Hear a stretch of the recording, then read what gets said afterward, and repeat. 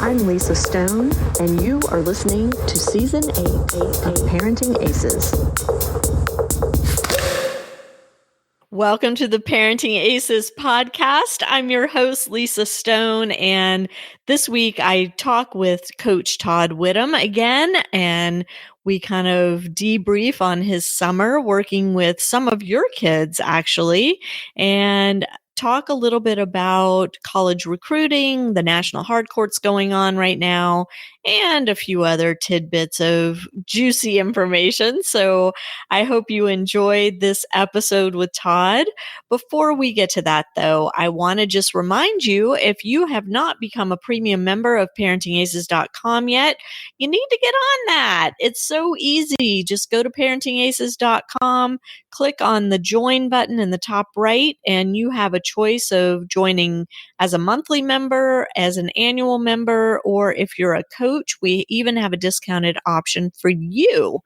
I also want to remind all of you to check out the videos that John Falbo and I did called Stop the Insanity, and they are geared toward helping families reduce the amount of money they're spending on junior development and on college tuition by maximizing their time and energy during their child's junior development years. So be sure and check those out. They are on ParentingAces.com as well.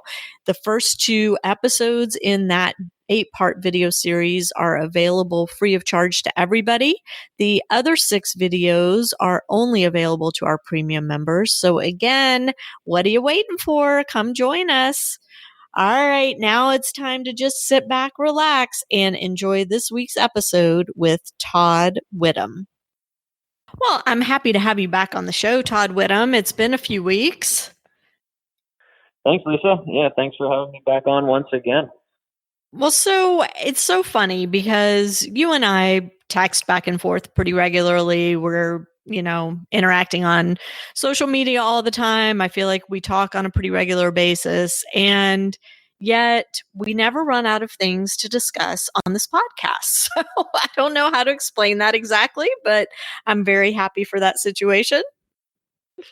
Yeah, I am as well. I love talking about tennis and learning, and hopefully your viewers are learning a lot. And in fact, this summer has been the best summer for my business, as many of your viewers have come in and check out what Pierre and I do here in South Florida and the system that I run, which is much different than kind of the cookie cutter academy in the United States. So it's been a fantastic summer, and I've been full every single week except for this week, which is the USTA Super Nationals week. So I've had 4 or 5 of my full-timers go out to play the Super National Hard Court. So it's been a little bit quieter, which is nice because it's been packed all summer. Well, that's been awesome. So it's funny because as I was telling you off air, I spent the day out at the girls 12s hard courts today, and I'm not sure when this episode is going to air. It may be a week or 2, but it's the first time I've been out at the girls 12s in a really long time. And it was so fun. I saw some great tennis and met some really nice parents and came across some parents that were a little stressed, as you would expect in such a setting. But for the most part, everybody was super friendly and, just seemed happy to be out there. So it was good to see. And I'm thrilled to hear that the Parenting Aces audience is supporting you and Pierre in your program and bringing kids down to work with y'all. And I think that gives us a really great opportunity to talk about what you're seeing from these kids when they do make their way down to Florida. Yeah, I mean, like I said, it's been very exciting for Pierre and I. For the viewers, as many of you would know, I run a very small little private program. You could consider it a small little elite private schooling for tennis. And so it doesn't take a ton of kids to fill my program. We're not filling a bunch of courts.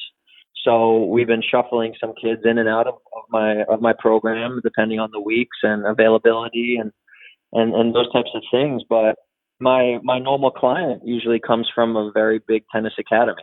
And so most of the kids that have come to Pierre and I this summer for assessments and then to see if it works, not only for the child and the parents, but also for Pierre and I, for either full time or for periodically throughout the year.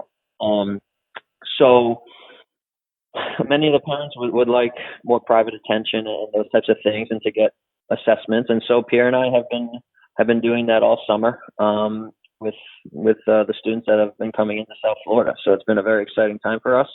And many times we're seeing a lot of the same things with the kids that are coming from very big academies and big arenas. Such as, what are some of the things that are really jumping out at you? Sure. So, I mean, on a broader, on a little broader spectrum, we're seeing kids that have trouble maybe with discipline of shot, concentrating for longer periods of time, shot production, being able to duplicate the same shot over and over and over again. They're usually pretty good. I would say the kids, for the most part, are because they've taken a lot of groups and lessons. For the most part, their techniques are probably okay. Some need to be fixed, but overall, because of the lessons in the groups, the techniques are okay. But that's not what really makes you a champion. It's just one little piece of trying to become as good as you can be. And so we're trying to introduce an element of training where it's very high intensity. It's a very disciplined environment. The mentalities of all the kids are the same.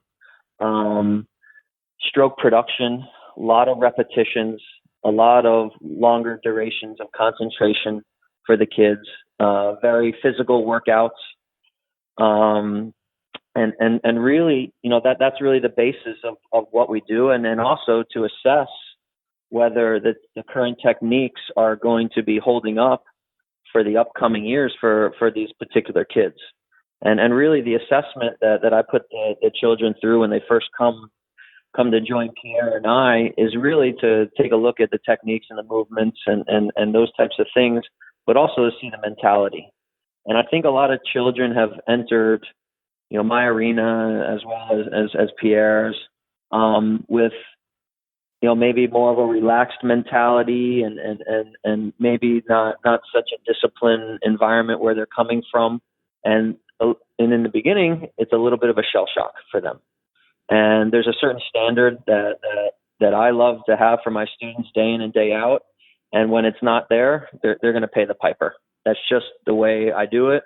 And that's the way that I would love for my kids, my children, to be brought up by their coaches in whatever sport they want to choose.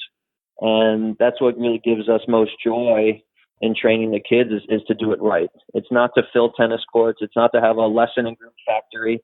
To me, that's just not that exciting, to tell you the truth, for me. So when you talk about mentality, Todd, let's get a little more specific, because that's a pretty generic term that can mean a lot of different things depending on who you talk to. And when you say that the kids that you work with all have a similar mentality, what specifically are you referring to? Sure. So for any parent that has been calling me throughout the summer or even before the summer to maybe see if I have availability during certain weeks, I tell them the same thing that I'm telling you right now, is that if a child loves to play tennis and they want to work really hard and they're respectful, then they should love the system that I put together.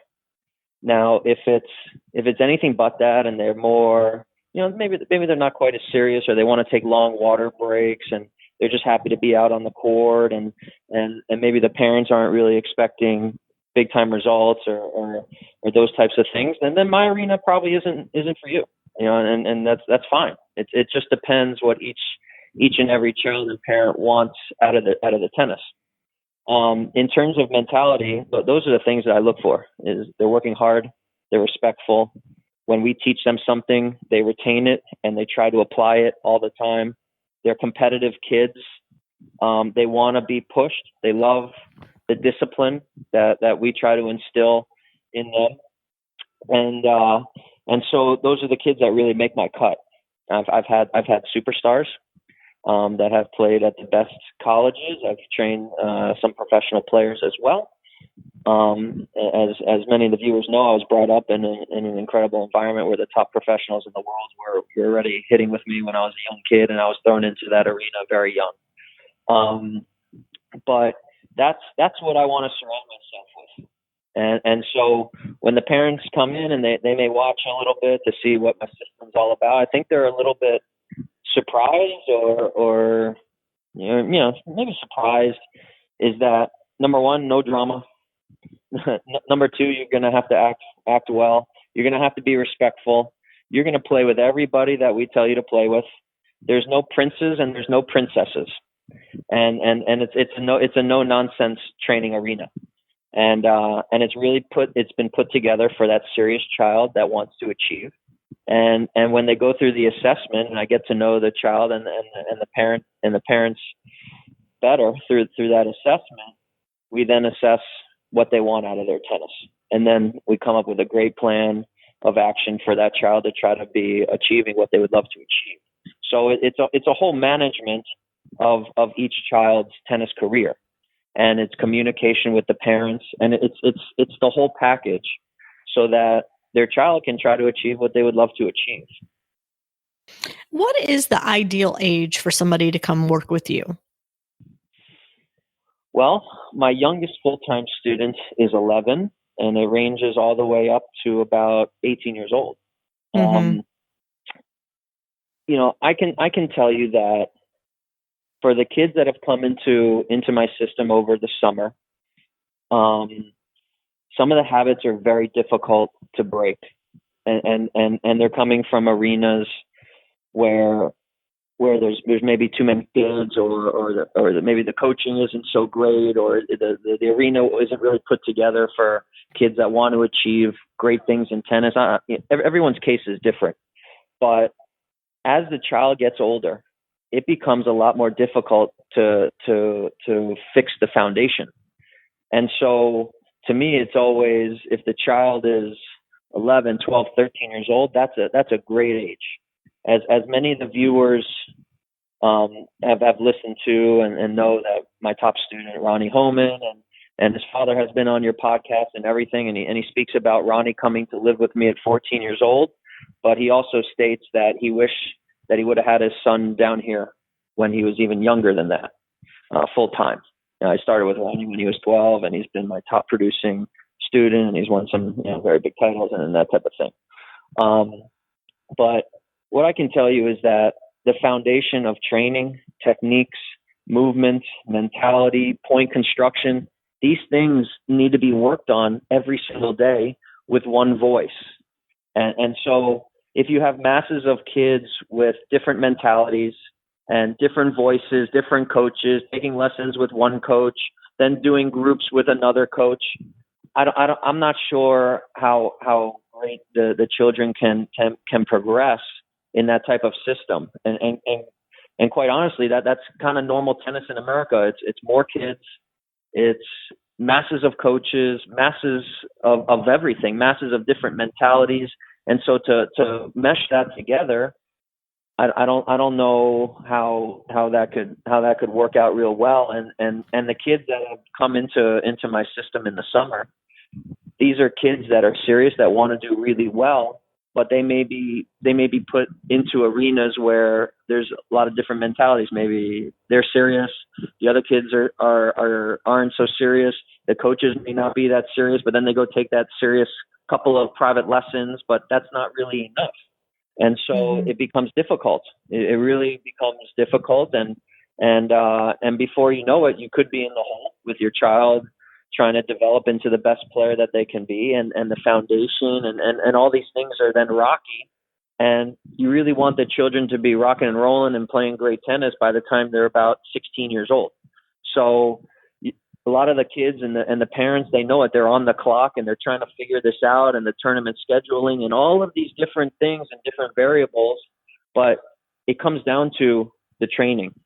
That's where it starts, is that how high quality training is your child receiving on a daily basis from one voice, so that your child is not confused with multiple voices and taking a tennis lesson but then going off to a different coach.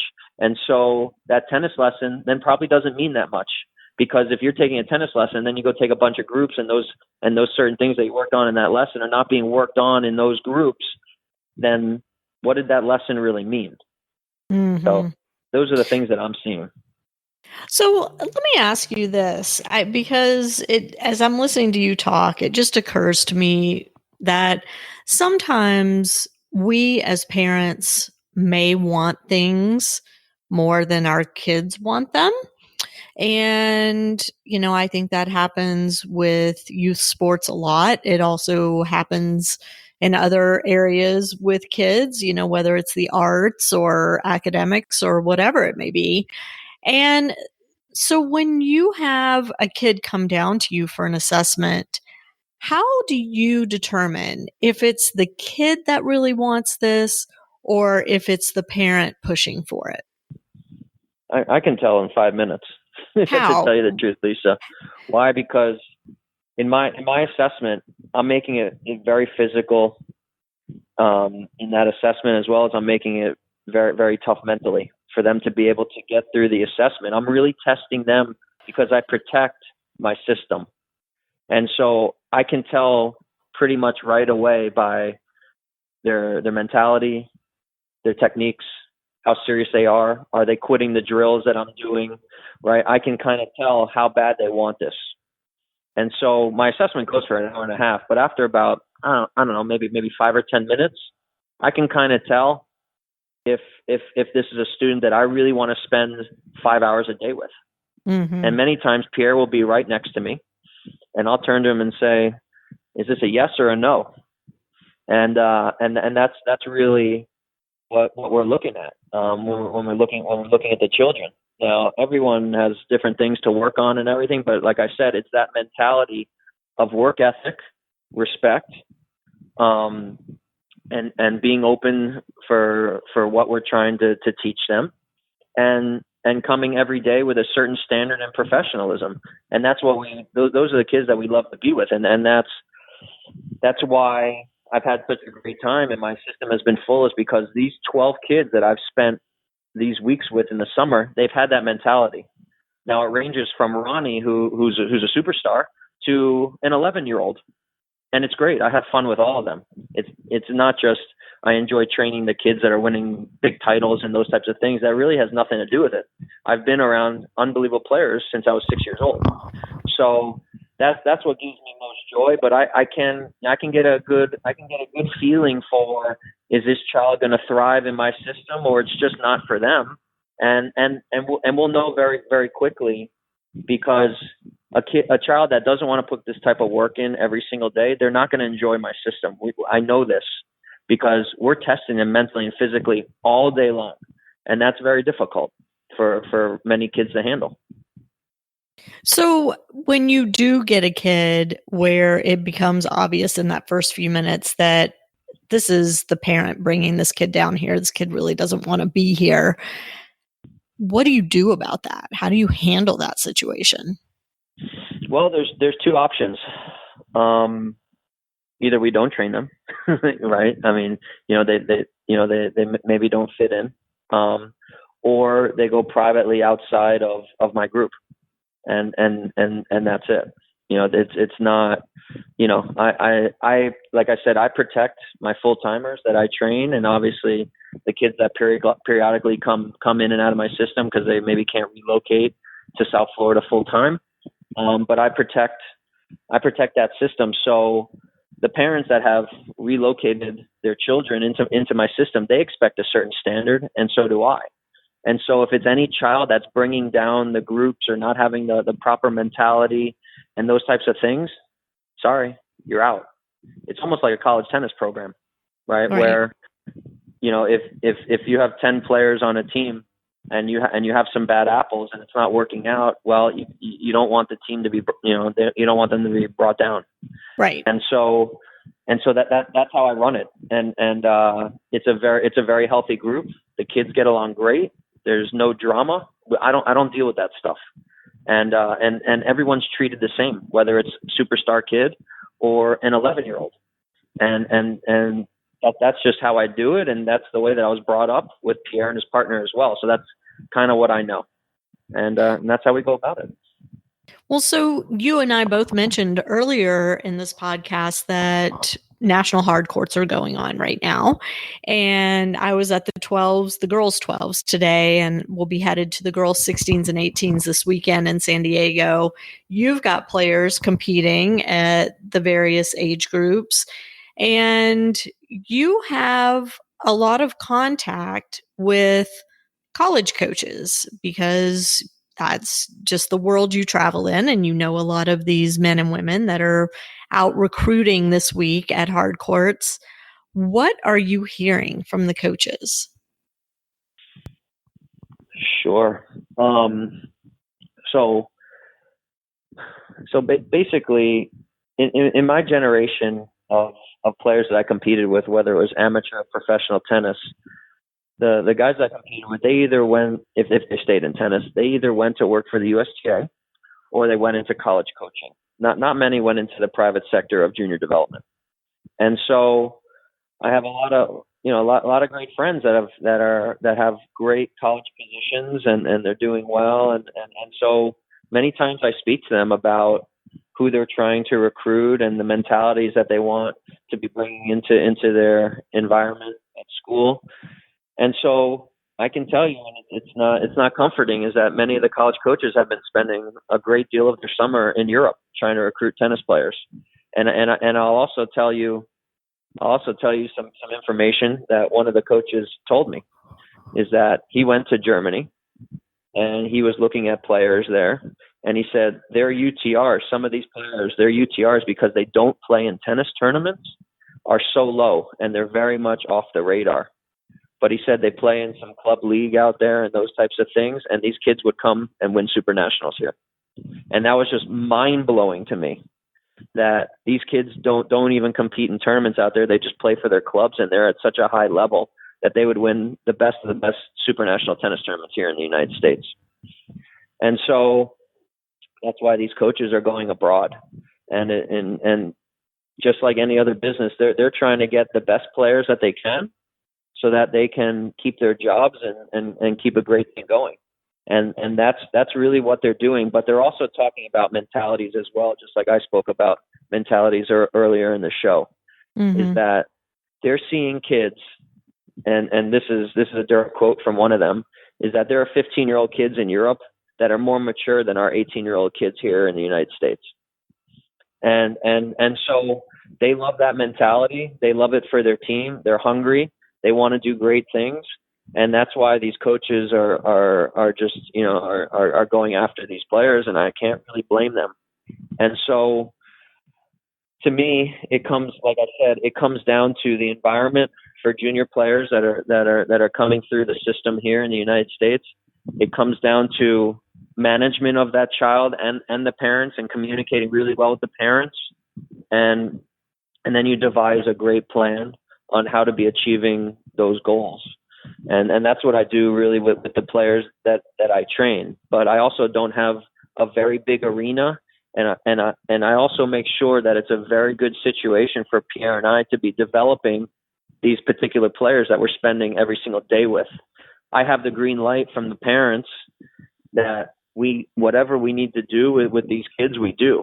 So it could be a very tough discipline. It could be being very accountable for your actions. Whatever it is, we make sure that it's a very great situation, a great situation for Pierre and I to be developing and enjoying the kids that we work with every single day. If it was anything other than that, or we were limited to what we could do with these kids, it wouldn't be as fun. It would be less fulfilling for us to be working with children every single day. So, right. But that's what I've wanted to put together. And I can understand coaches that don't have that green light. They're working for a country club or they're working for a tennis academy. It can be very difficult because your job is on the line. If you're not politically correct, or you're reprimanding a child and doing what you think is best for the child, but you're also not working for yourself. You're working for a company or you're working for a club. And so that's a whole different ballgame. It really is. Well, So just following up on what you said that you heard from the college coaches, and in particular, the one who talked about the kids in Germany, what can we here in the US learn from that coach's statement that, he's seeing these players who don't even play many tournaments, who don't have high UTRs as a result of not playing many tournaments, yet are, heads above the majority of the American kids? What do we take from that, as parents and as coaches? Sure. Well, first of all, what I think is that you see a lot of parents and they're investing a lot of money in tennis tournaments, right? And they're really hoping their child does well, and they travel to these ITFs in the Caribbean, or they're traveling worldwide to these different tournaments, or they're going all around the country and they're trying to chase the points and all those things. It doesn't work. I'm sorry to tell you, it doesn't work. It comes down to your training. That's number one, is your child receiving quality training every single day, so that when you do go invest in any tournaments, it doesn't matter what tournaments you play, but is your child ready to have great results and compete well in those particular tennis tournaments? I don't care if it's an ITF tournament, a professional tournament, a national tournament, a sectional tournament. Has your child trained well, and do they deserve to do well in those tennis tournaments? And that's where it starts. It's not, my child trained a little bit, and we're going to go over here, and they've been struggling for a long time, but we're going to invest money into tournaments. It just does not work. And I hear this all the time. And what I say is, you need to invest in training, not so much in tennis tournaments. And you see kids chasing the points, and they're traveling all over the place with their parents, and it just, the frustration, and they want results, but it comes down, like I said in other podcasts, your training is your homework, and the tournament is the examination. How well and are you passing the examination in the tennis tournaments? But it always starts with your training. And so it might not be quite as exciting being at home or on the backcourts training and putting in those hours. But if you want the results, then you got to put in great time to be achieving great things. Right. And I mean, it's interesting when you start talking to the college coaches, and for the last few years, UTR has been kind of the standard that everybody's been talking about, right? The coaches are recruiting at a certain UTR level, and, you got to make sure your UTR is within that range, and blah, blah, blah. And now I think people are kind of starting to move back towards center and realizing that in order to evaluate a young player, or a player of any age, it's not just about what their universal tennis rating is, or their ITF ranking, or any other number, but that it's about the quality of their level of play. And that means stroke production. It means shot selection. It means, competing hard. It means being able to stay calm on the court, and decision-making prowess, and fitness. And I mean, there are so many components, right?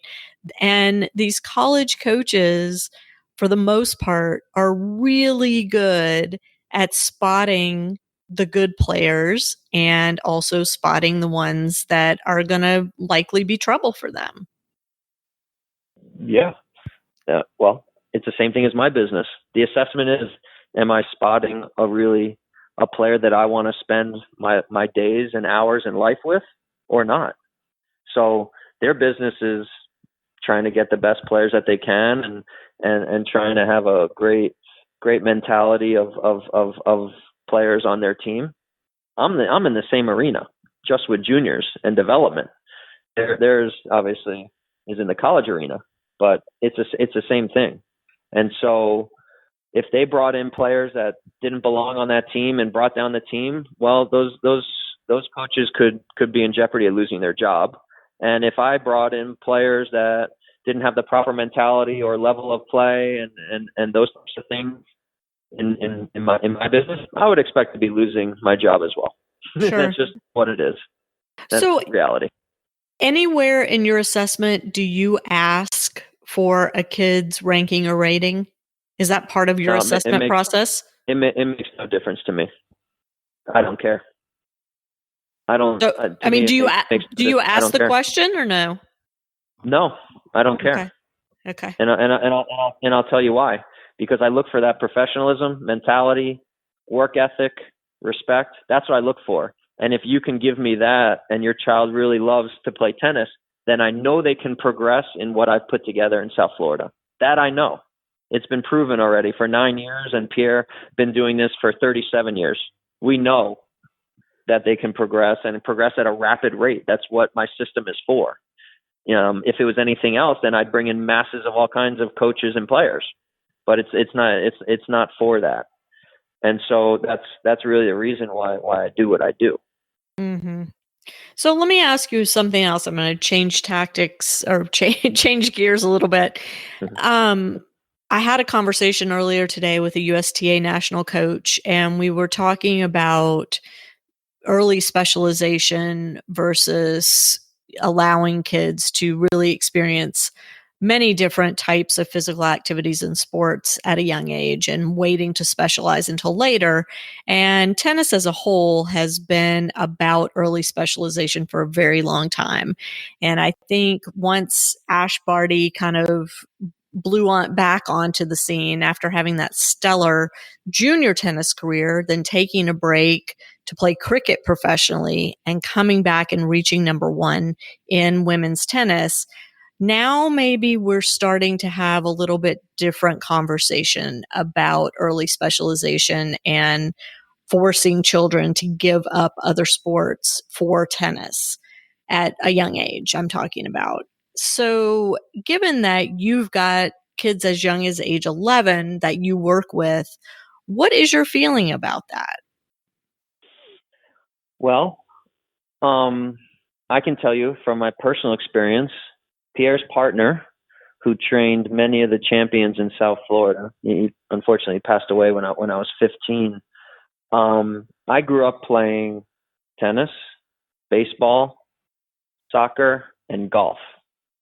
And he flat out came to me when I was 6 or 7 years old and said, "You better pick one now." Because I would go play baseball, and I guess swinging the bat at that age would screw up some of my tennis techniques that he was teaching me.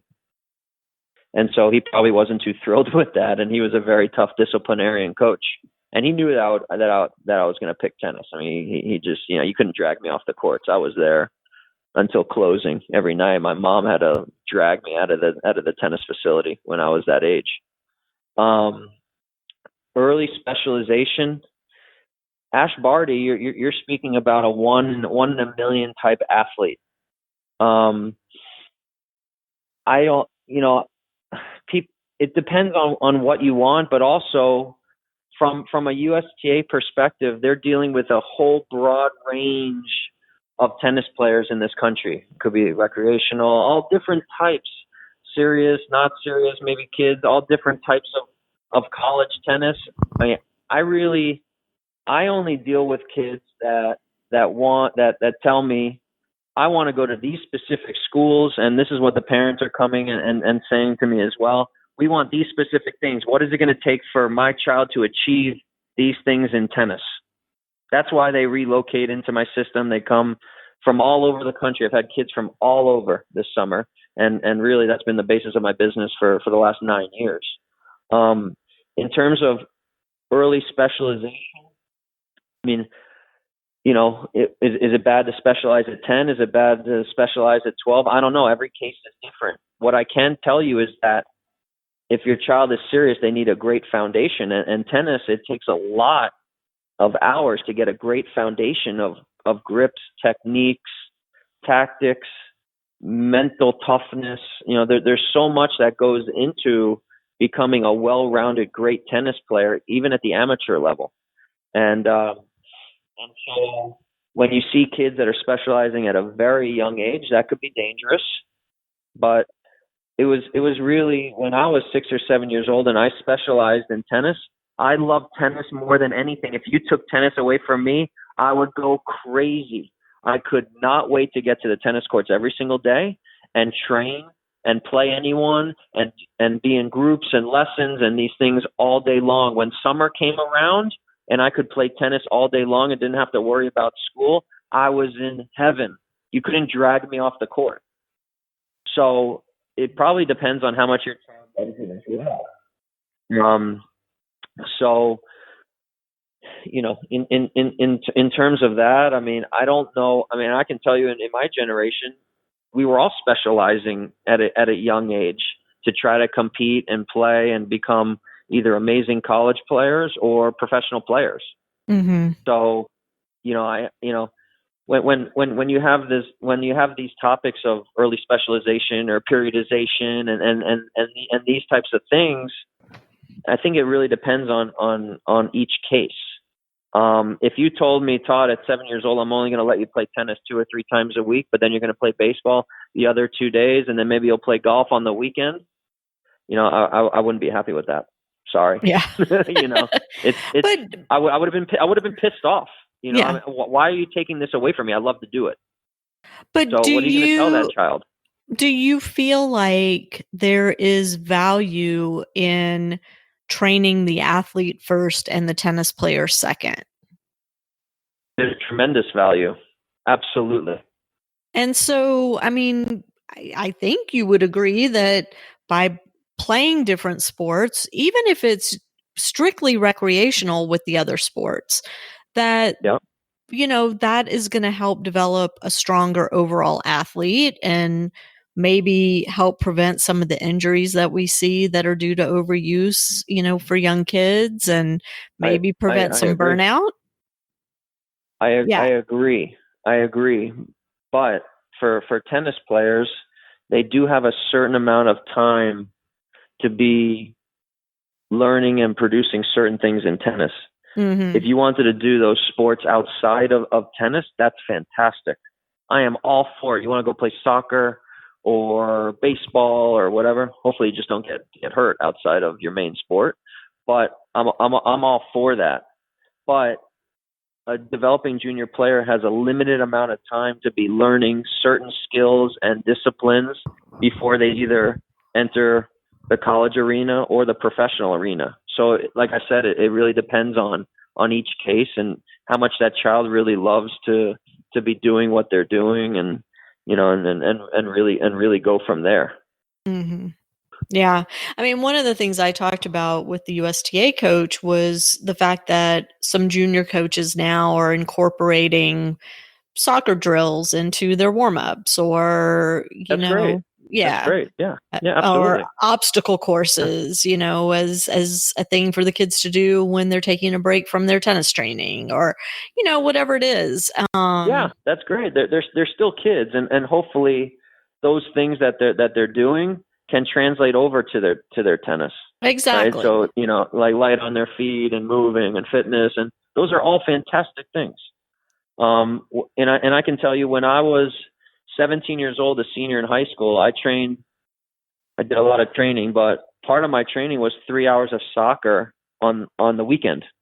It was for cross training and fitness and movement and these things. So it was great. Mm-hmm. It was fantastic. It was fun. I got fitter. It was a beautiful thing. And so when we say that you're specializing early or not specializing early, it can be that by avoiding early specialization, all that means is that you're doing, like you said, spending a few hours when you're not on the court, playing another game or another sport, just to either give your body a break, give your mind a break, or to develop skills that will enhance your tennis once you get back on the court.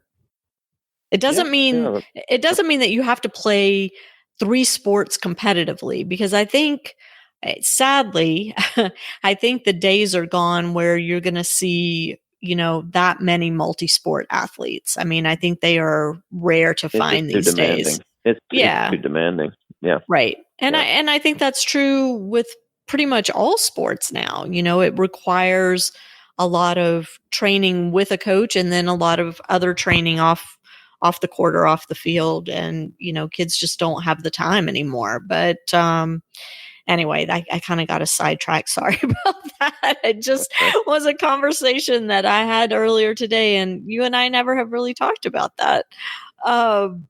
So, right. I can also talk to you about periodization. Well, right?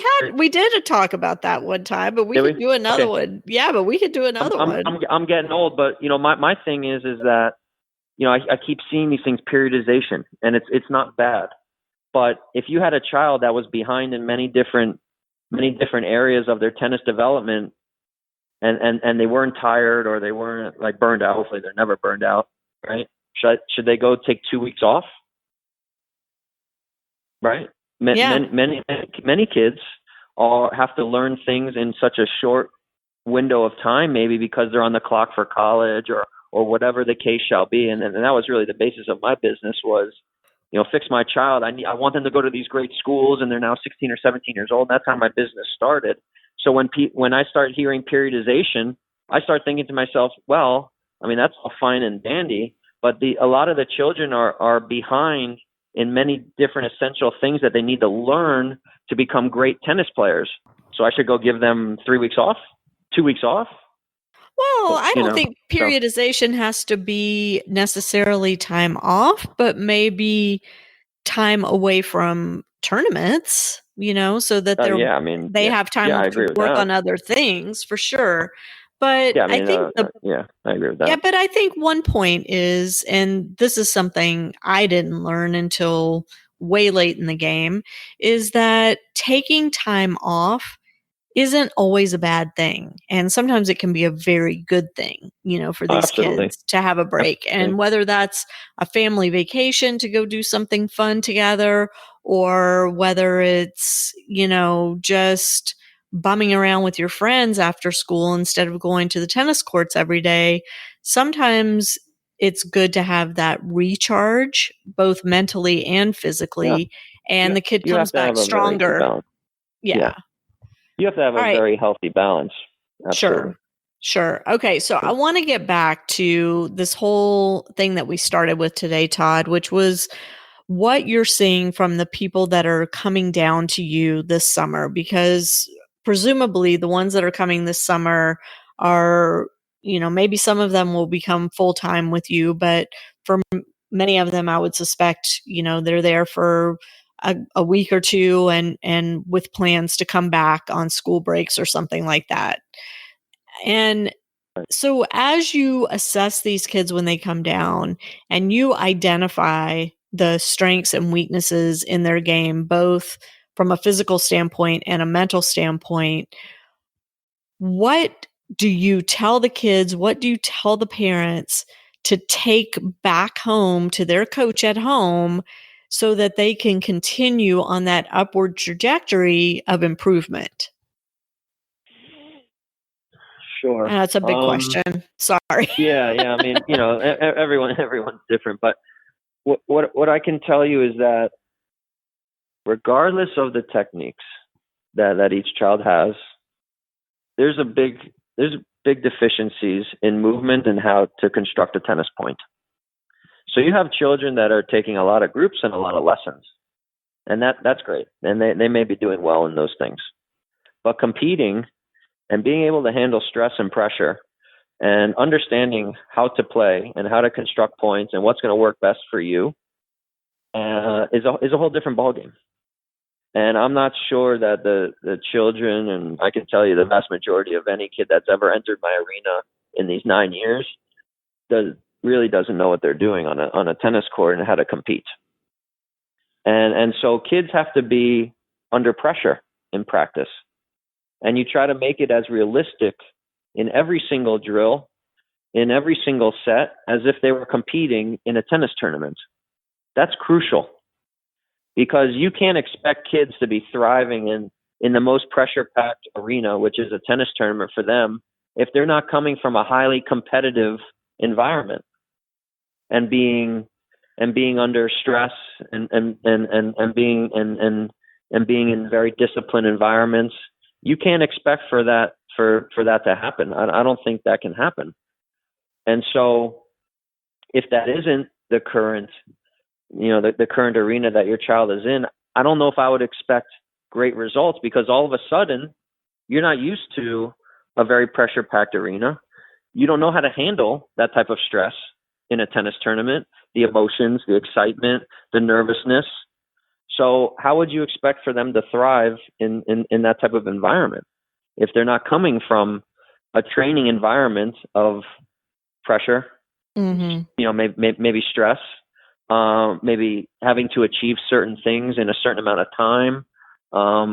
So in my arena, we're always, Pierre and I are always trying to push their buttons a little bit, trying to get a little bit more out of them, for them to reach, for higher goals. If you can make 5 or 10 balls on this certain mark, well, you did that on Monday. Can you do 12 now on this certain mark today? And we're gauging that improvement, and every single day we're assessing that. And then they're put under pressure. We put them under pressure all the time. Mm-hmm. Because if you can't handle pressure in practice, there's no way you're handling pressure in a tennis tournament. But I guess what I'm asking, Todd, is, so once they've spent the time with you this summer, whether it's a week, 2 weeks, a month, whatever it is, and they go back to their coach at home, what kind of guidance do you give them about how to maintain that level of intensity once they get back home? I mean, is there something they can say to their coach? Is there something that they need to look for to supplement their time with their coach? Whether it's seeking out college players to play against, or seeking out adults that are, really high level to play against. I mean, the last thing anybody wants is to have their kid come work with you for a few weeks and then go back and have them regress to the same point they were at before they came to Florida. Well, do they have a certain standard every single time they walk through the door where they're training? That's all I can say. Right? That the kid has to have that. The kid has to have that, or the coach has to have that, or both. The kid and the arena. What's acceptable? They're accountable. Mm-hmm. Right? I mean, so the child knows, right? When they come and they spend time with Pierre and I, and we're working on all these different things, and they're under the stress and the pressure and competing and maybe learning new techniques and all these things, they understand that this is a certain standard. And so if they go home and there's not a certain standard and they're not building upon that, there's problems. Right? Sorry, right. Sorry to tell you.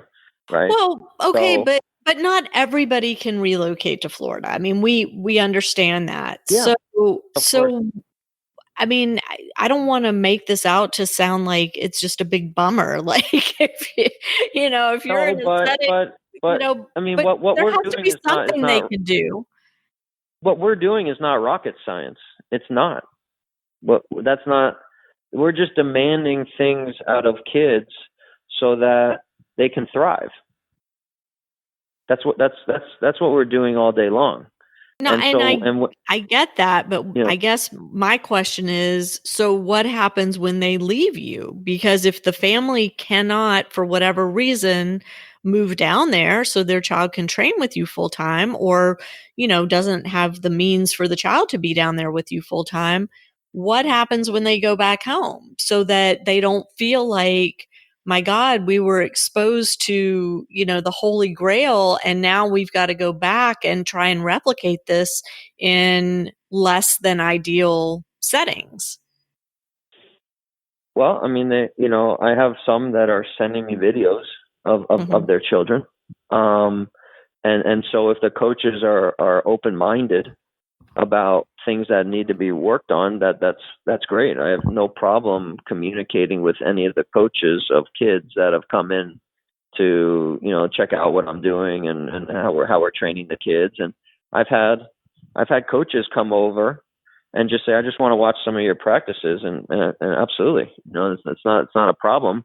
And I think the coaches and the parents are a little bit not in shock, but they're not used to that type of system, right? Where we're not, we're here to try to help these children and develop them for not only their tennis, but also for their lives, and make them accountable for their actions and teach them how to handle certain situations. And that's not only tennis, but that's life. The tennis careers of any player, whether it's amateur or professional, are going to come to an end at a certain point in time. So basically, what we're demanding, what I love so much about it, is that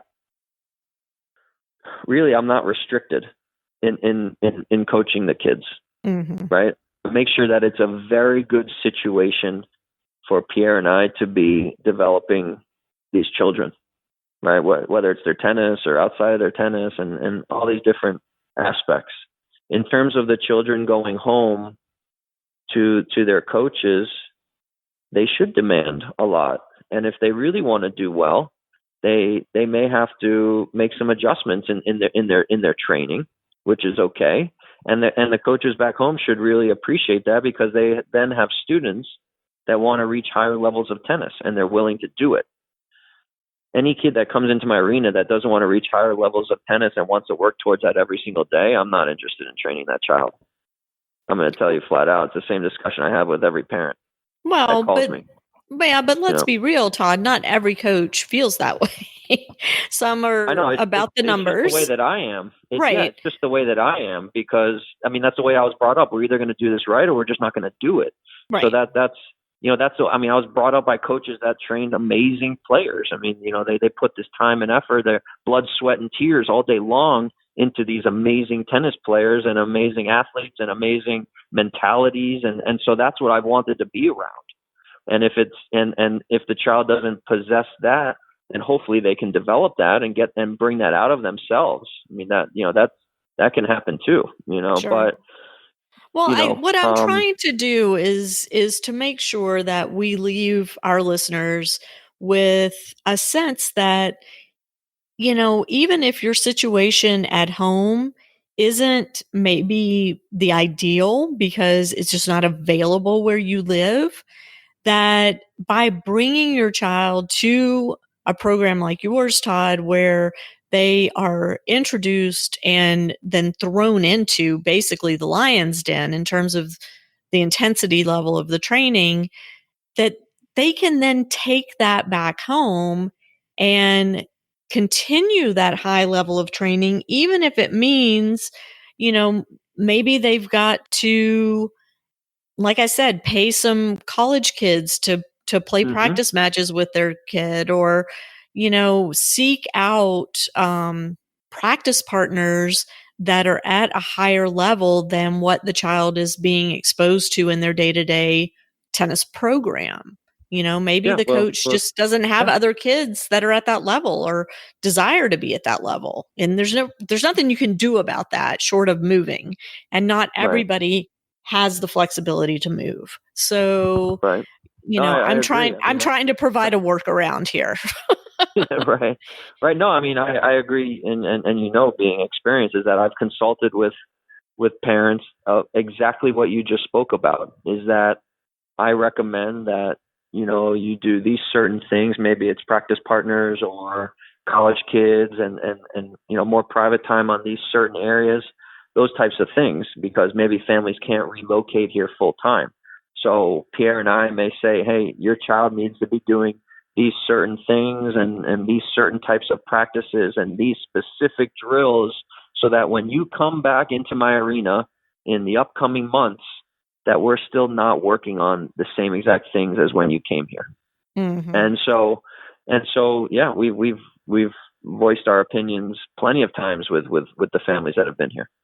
And let's talk, dollars and cents. Not specifically, but if a family is spending money on private lessons and drills that aren't helping the child get better every single day, maybe that money is better spent on a trip down to Florida for a week or two at spring break, or, maybe instead of playing every single tournament that comes your way, you save your money and don't spend it on the tournament travel, but rather spend it coming down to train with Todd for a week or 2 weeks or whatever.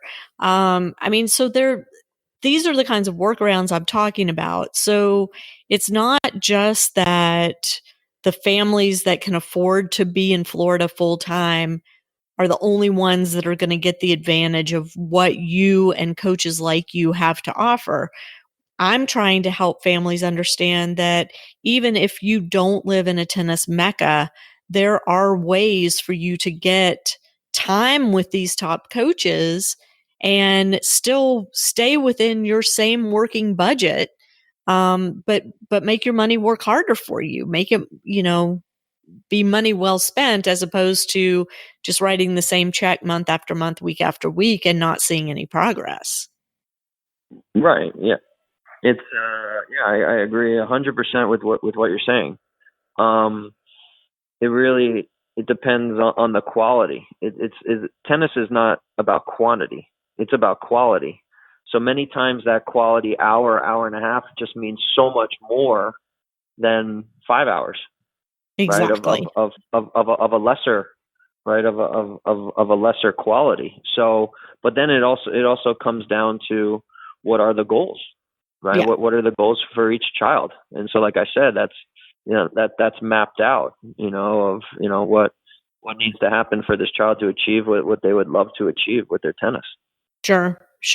And, those who have been listening to this podcast for a while may remember when my son went and trained in Spain for a summer, he was blown away that the sessions only lasted an hour and a half. They were on court for an hour and a half, but it was the most grueling hour and a half he had ever spent in his life. I mean, he was just blown away at how exhausted he was at the end of that hour and a half, but he was also blown away at how quickly his level improved. And so it feeds exactly into what you just said. It's about the quality of the practice, not necessarily the length of time you're out there. Right. Well, and so, really, I mean, your son went to Spain and he experienced that, right? And so, and I'm not an advocate for, going, and relocating to Spain and all those things, but there are kids in Europe that are doing that every single day. Right. That's which brings us full circle to the college coaches' experience and the recruiting efforts in Europe. Yeah. And that's what your kids are doing every day. I hope so. At least we're trying. Right? I mean, that's you're not necessarily modeling what you're doing after what's going on in Europe, but you're certainly familiar enough with it and understand the value in, intense, productive practice sessions and intense, productive match play, as opposed to just point chasing and going tournament to tournament. I mean, that's kind of what our expertise is in. I can't really, if we had discussions about different levels of tennis or the orange, green, those type of balls and all that stuff, I can't really speak much about that stuff. I don't, but this stuff I was brought up in, and it's been part of my life ever since I was a little child. Yeah. So that's how I can speak about these things, and many different levels of tennis, adult tennis, or the recreational, or the very small youngsters with the orange and the green and the red dot balls and that type of stuff. I can't really speak much on that stuff. You will be able to once your kids get on the court.